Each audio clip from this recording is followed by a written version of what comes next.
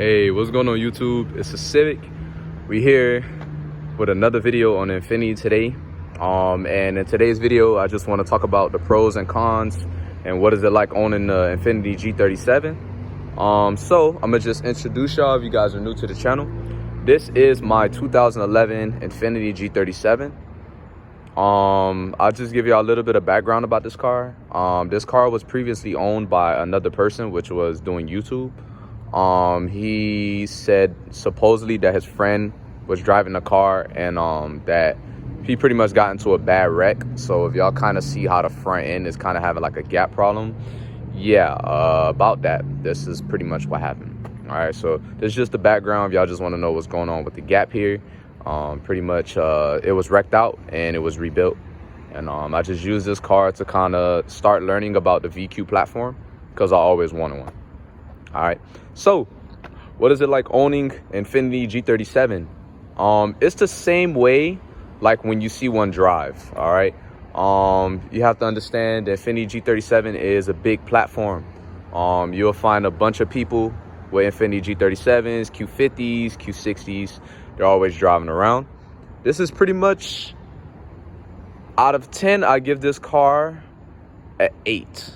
Okay, we're gonna get into why I don't give it a full 10, but we're just gonna pretty much talk about the car. All right, so first thing we're gonna do is we're gonna talk about the goods, and then we're gonna talk about the bads of the car.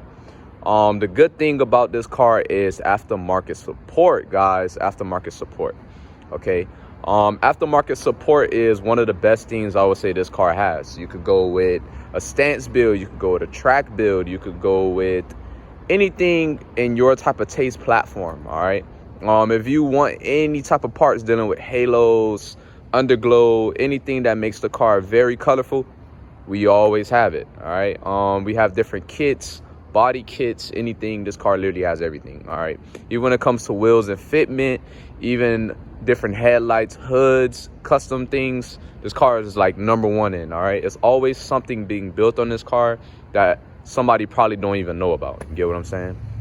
All right, so first, we always going to put modifications first. All right, I came from a 7th gen Honda Civic, which I still have today, and I had to build that car literally from scratch. Like, I had to take other parts from different cars to just make it fit to complete a build, if you get what I'm saying. All right, now number 2, what we're going to get into is, let's talk about the power this car performs in. Okay, on Google it says that we have 300 or 330 horsepower. All right, this car, I would say, I'm not gonna say it's fast, I would say it's quick. All right, this car is very, very quick. Okay, so if you're coming from a 4-banger, this is something that will take a little bit of time to get used to when you're hitting the gas, because hitting the gas on a 4-banger, then hitting the gas on this, there's 2 different monsters. All right, so I would definitely talk about power. Power is really a good thing, and also this car could take a good beating. What I mean by that is, there's a lot of people with flame tunes. Everybody loves to tune this car, so beatings on this car is the #1. All right, so literally everybody loves to beat on a VQ motor. All right, as long as you got oil, you're not dripping oil, everybody beats on this car. All right, just make sure you're checking your gallery gasket, which I have to get to doing that as soon as possible. So I'll definitely be dropping that video soon. All right, number three we're gonna talk about is the interior. Okay, the interior is a little bit, it's nice, I'm not gonna lie. It comes with, as you guys can see, it comes with the push button. All right, as you guys can see, you could throw even a Q50 shift knob, you could throw a Q60 steering wheel, you could do a lot to this car. It comes with, of course, the heated seats as well, a backup camera, and it has multiple sensors. All right, this is a 2011 model, so it comes with mad sensors. All right, so anytime you're backing up, beep, beep, beep, beep, beep, it's the most annoying thing you will hear on this car, just to ensure that you're not hitting anything. All right, so let's get into number 4. Number 4 will be the community. Okay, and I understand everybody say clap VQ, clap this, clap that, but the community will help you if you ask. All right, it's a lot of dudes that ask where they got this from, where they got that from. They're not gatekeeping.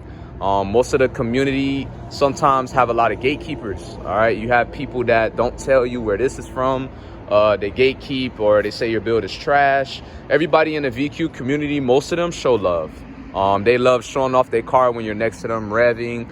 They're pretty cool people, man. Straight pipe VQ, wide pipe, you know, anything tuned, any type of VQ, they all show love, man. It's like, it's a good community to get into. I won't say for the recklessness, but I'll say for like meeting people on the road that kind of give you a little fun vibe to understand what the VQ motor platform is. It's a very, very good platform to endure with that. All right, now we're gonna get to number 5. Number 5 would be the reliability. All right, these cars are very reliable if you take good care of them. My car has 122,000 miles. I only been driving a car for maybe like 2,000 miles because I just got the car in December. But one thing I noticed is please check your coolant levels and please make sure your car has oil. All right, those are the top 2 coolant levels. Oil, bro, like as long as you keep up with that, your car should be fine. All right, please guys, check them coolant levels, man. I had to do a whole bunch of different things to make sure that you know, my car was running properly and not overheating whenever it wanted to. All right, so please make sure you guys are checking your coolant level and your coolant reservoir. All right, another thing I will say that is kind of like a little sneak peek of the VQ platform is I love the performance platform. Okay, you could go with the Gen 3s. There's a lot of different brands that have custom intakes that kind of gives you a little bit more power instead of having it towards the front. The short ram, it comes with more of the longer ram. If you guys look right here, we have the Gens. I don't know if you guys can see it, but it's a little air filter right there, but the Gen 3s are coming through the front grille. I kind of wanted to do this to kind of show people that it's kind of a little stock from the outside, but you know, it's kind of like a little sleeper. All right, so these are all of the good things that I definitely noticed about the car. Now let's get into the bad. All right, I would say a bad thing about this car is a lot of younger people own them, and what I mean by that is like the platform, they kind of bash these cars, they turn them into takeover cars. So you got to really be mindful like what you're driving. All right, it could be kind of a headache owning because of how people may, you know, prefer you or look at you, which I don't care about. But I'm just saying, if you're a person that really cares about that, this platform, you will be judged. All right, a lot of people don't like VQs because of the name that we quote unquote made for ourselves. But yeah, it's mainly known for its takeover abilities. Most people basically use these cars, spin them all day, bang them up, and then go to a part out and just put new doors and everything back on it. All right, so these cars are known for its beating ability. All right, number 2, a bad thing I would say about the car is I would really say I wouldn't say it being rear-wheel drive, but I will say your driving experience. All right, so me, I came from a front-wheel drive car, and rear-wheel drive is a total different monster. All right, so what I mean by that is like when you're coming from a car like me that had only 119 horsepower, it's gonna take some time to actually drive this. You're not just gonna get in it, hit the gas all day. Like, nah, you know what I'm saying? Everybody has to endure their taste and understand their vehicles. All right, so rear-wheel drive, all-wheel drive, I would definitely say take your time when you buy one, learn it, understand the gearing, how to shift. Anytime you want to have fun, you know, just learn what you're driving. Get what I'm saying? Don't just hop in it, hit the gas, and you know what I'm saying, thinking you're all big and bad. Like, just make sure you're understanding how the motor works, because man, this car could move. Like, it could really move. I'm not gonna say it's fast, like I said, but it's very quick. And if you're not paying attention, you could cost yourself to either hit something or hit someone.